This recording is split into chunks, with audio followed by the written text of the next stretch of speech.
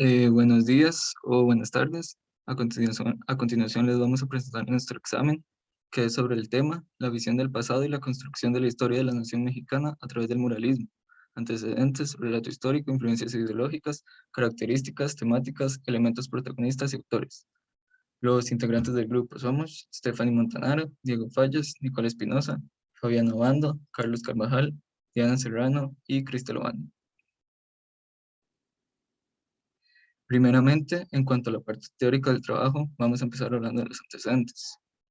Un primer antecedente que podemos destacar es el ambiente político que había precursor al movimiento del muralismo.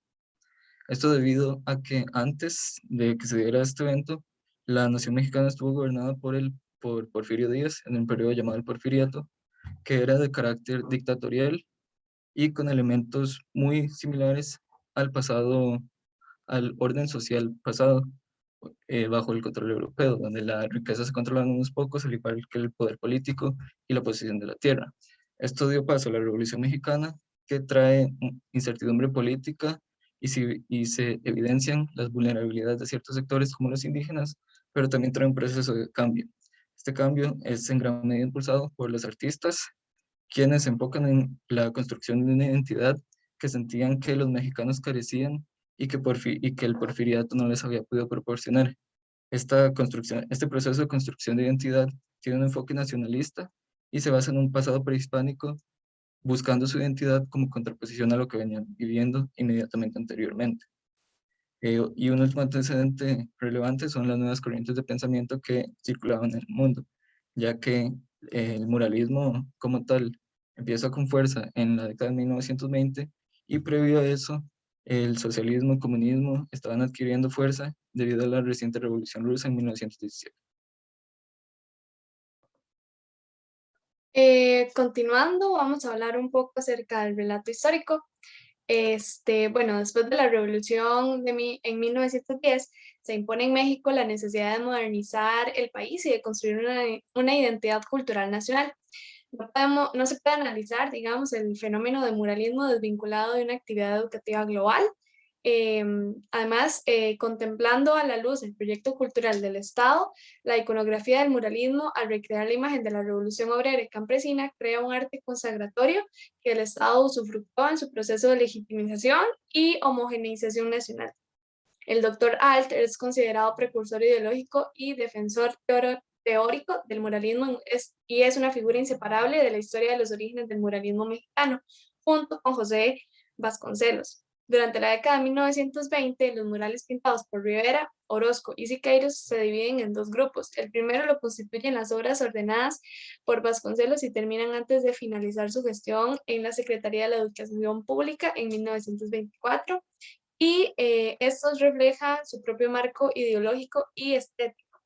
Y el segundo grupo de obras, pues algunas fueron encargadas por el mismo Vasconcelos y realizadas durante su gestión con un marco estilístico y con temas que se apartan de esa visión y se aproximan a un arte político, didáctico y populista, con el que se suele asociar al movimiento muralista mexicano. En ese proceso de configurar la propia identidad, el muralismo recupera las tradiciones populares, las llamadas artes menores y el pasado prehispánico. Los pintores muralistas proponen un arte político monumental al servicio de la Revolución Mexicana, que se expresa con un fuerte compromiso social cuyo antecedente moral y ético era Guadalupe Posada y que tanto Riera como Alfaro Siqueiros pretendían encarnar. La joven república luego de la revolución necesitaba un arte grandioso, capaz de conmover e impresionar a las multitudes, que fue lo que trajo el muralismo.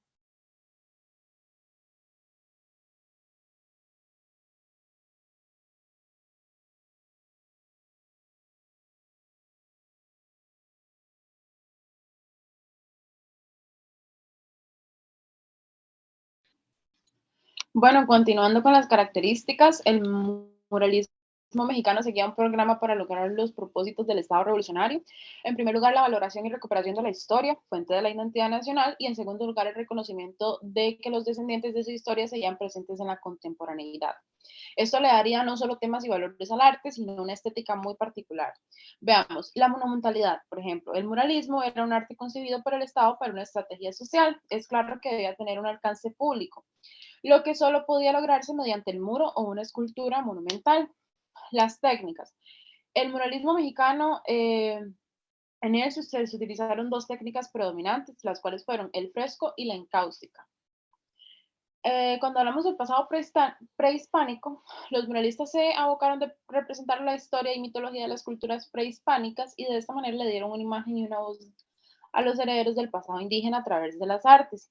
En estas se incluían mitos, símbolos, costumbres, relatos históricos, entre otros. Sin embargo, lo indígena no se representó desde la fundación del movimiento, sino que fue un hallazgo progresivo. Luego está la historia de México. Diferentes pasajes de la historia mexicana pasarían a formar parte de lo que fue el repertorio temático. La conquista y la colonización, la guerra de la independencia, la revolución mexicana, la abolición de la esclavitud, las campañas de promoción de la alfabetización, entre otras. Y para finalizar está el estilo indigenista. En realidad lo indígena entra en lo nacionalismo espiritual de Vasconcelos solo después de 1922 y aparece finalmente, según Madel, en el Manifiesto del Sindicato de Obreros, Técnicos, Pintores y Escultores de México de 1923, según el cual el arte del pueblo mexicano es la expresión más grande y mejor del mundo. A partir de eso, entonces, no solo se incorpora la iconografía indígena, sino también el estilo plástico, seguido del estudio de las fuentes del arte prehispánico o popular contemporáneo, al alcance de todos los artistas.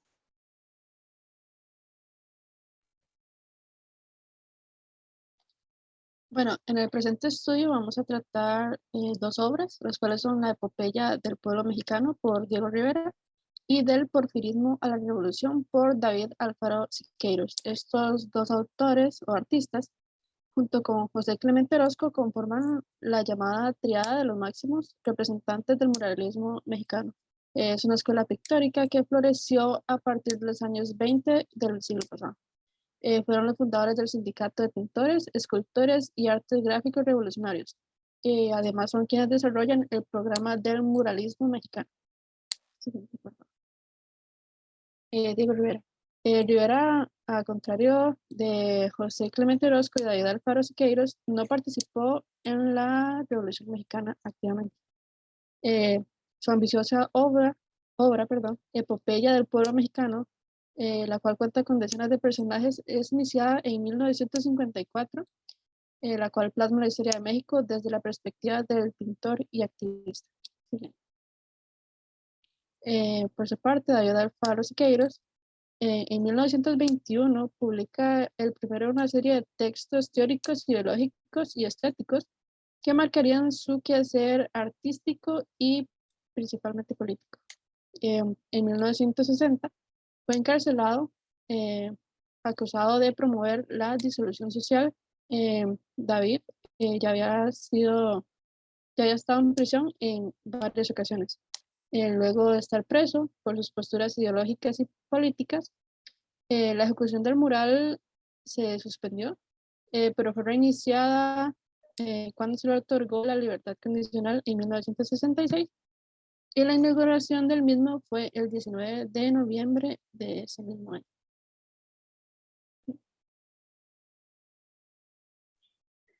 En la obra del porfirismo a la revolución se presentan tres temas: la dictadura de Porfirio Díaz, la lucha entre obreros y capitalistas y la gran revolución mexicana. Las escenas que presenta el mural de derecha a izquierda son del general Porfirio Díaz, rodeado por su gabinete.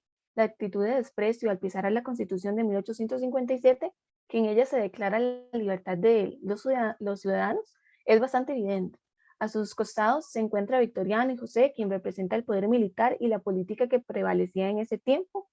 El mural muestra hecho de la Revolución Mexicana, es cuando se da la ruptura del viejo régimen, es la huelga de Cananea y la represión a los mineros sonorenses. De ahí se va organizando la oposición a Porfirio Díaz y desemboca a la Gran Revolución.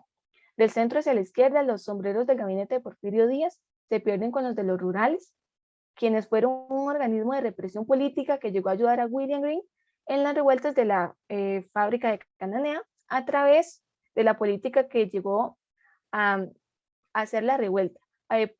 Palomares se puede ver en el pueblo en actitud de apoyo a un punto de iniciar el combate. Aquí puede verse el periodo de la Revolución Mexicana, que va desde 1906 a 1913, el más intuitivo, si se puede decir, pero también el más sano y el más vigoroso de nuestra revolución. En el lapso de esos 7 años entraron al escenario de nuestra lucha los anarcosindicalistas y los primeros socialistas, que analizados con rigor político tendrían que decir que no fueron ni lo uno ni lo otro, sino simples liberales avanzados que tuvieron la agudeza de visión para entender que el problema de México era fundamentalmente un problema de cambios sociales. Ellos, que fueron los más sanos, le dieron a la Revolución Mexicana una línea política. Siguiente.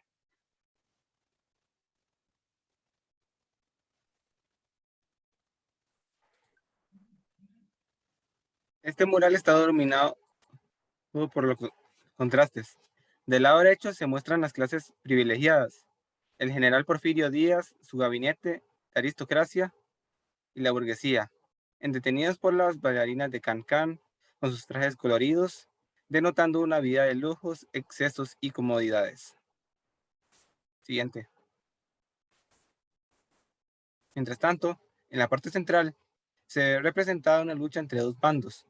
El de la derecha está formado por los rurales, instrumentos de represión por parte del régimen porfirista, quienes defendían los intereses de las élites capitalistas, mientras que el de la izquierda está conformado por obreros y campesinos, quienes luchaban contra los abusos, la explotación y la discriminación que sufrían. Los respectivos líderes de cada uno de estos bandos se disputaban la bandera de México, representando la disputa por el poder. En este último bando hay un hombre con las manos atadas, simbolizando la opresión que sufría el pueblo. También aparece un hombre con un libro en las manos, que se puede interpretar como la lucha por el acceso universal a la educación, o bien como las ideas socialistas de Karl Marx, que inspiraron la lucha contra el régimen de Porfirio Díaz. Siguiente. En la sección izquierda se muestra al pueblo mexicano caminando de frente, acompañado de una mujer vestida de rojo que representa a la nación en llamas.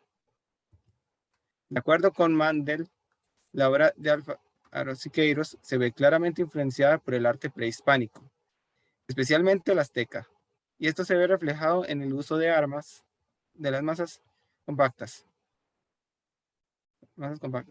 así como su capacidad de sintetizar las imágenes. Su mural, del porfirismo a la revolución, representa dichas características. En todo el mural, las personas aparecen en masas, aglutinadas, reflejando de esta manera la lucha de clases, en este caso, la Revolución Mexicana. Paradójicamente, Siqueiros también se ve influenciado por el futurismo, movimiento caracterizado por exaltar la belleza de las máquinas, en particular el automóvil. En este aspecto, Siqueiros se identificó con el futurismo, puesto que utilizó técnicas innovadoras en sus murales, así como materiales propios de la industria automovilística, como la piroxilina, utilizada precisamente en este mural. Sin embargo, Siqueiros también buscó alejarse del individualismo propio de las vanguardias europeas y se enfocó en darle un sentido humanista a sus obras, movido en gran parte por las ideas socialistas.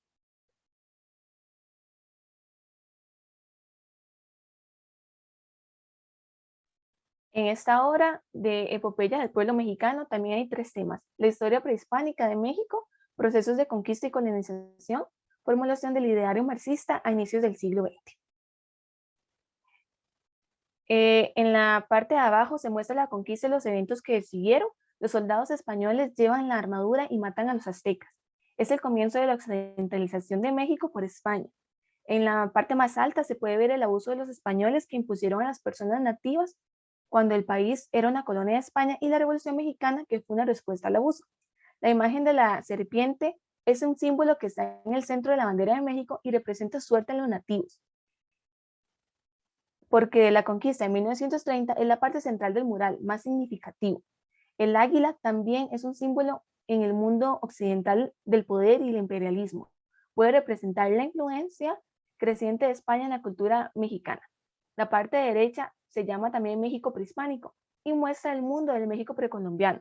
La civilización de los indígenas representa una utopía social para Rivera, y por eso hay muchos elementos interesantes en el mural. También Rivera muestra la esclavitud como otra parte igual como la agricultura y la religión. No juzga esta parte desfavorable de la cultura indígena. La representación en el centro es un presagio de la destrucción del pueblo azteca, una de las razones por la cual Hernán Cortés, el conquistador, pudo conquistar al pueblo azteca porque el pueblo lo veía como un dios. Siguiente.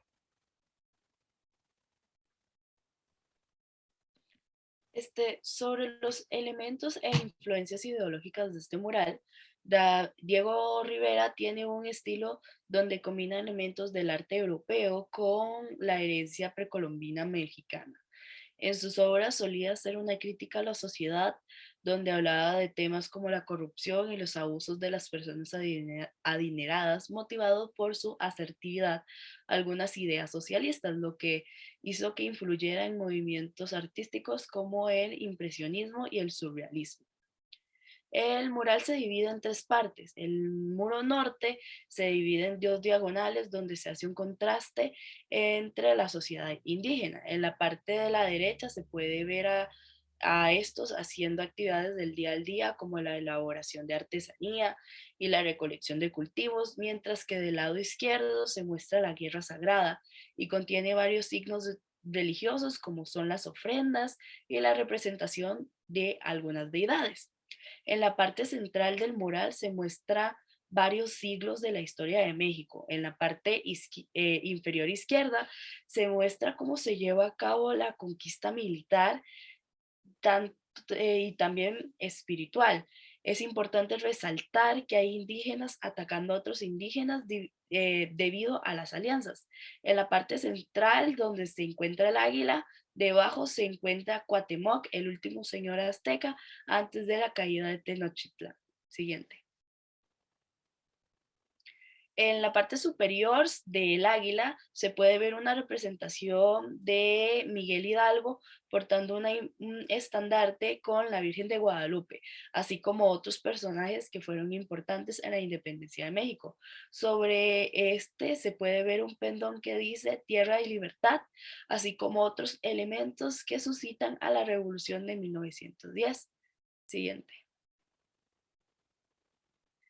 En el arco de la derecha se puede notar a Benito Juárez sosteniendo la Constitución política y así se representa la división entre la Iglesia y el Estado. Además, Rivera en este mural aprovecha para usar diferentes analogías, como por ejemplo el fraile robusto que juega con la idea de la Iglesia que se está quedando todos los recursos y el dinero del pueblo. En el último muro, Diego Rivera se centra en mostrar la realidad del siglo XX desde el contexto social, político y económico, mostrando elementos como son las protestas obreras y las asambleas. A continuación mostramos algunas referencias que se utilizaron para la realización de este trabajo y agradecemos mucho su atención.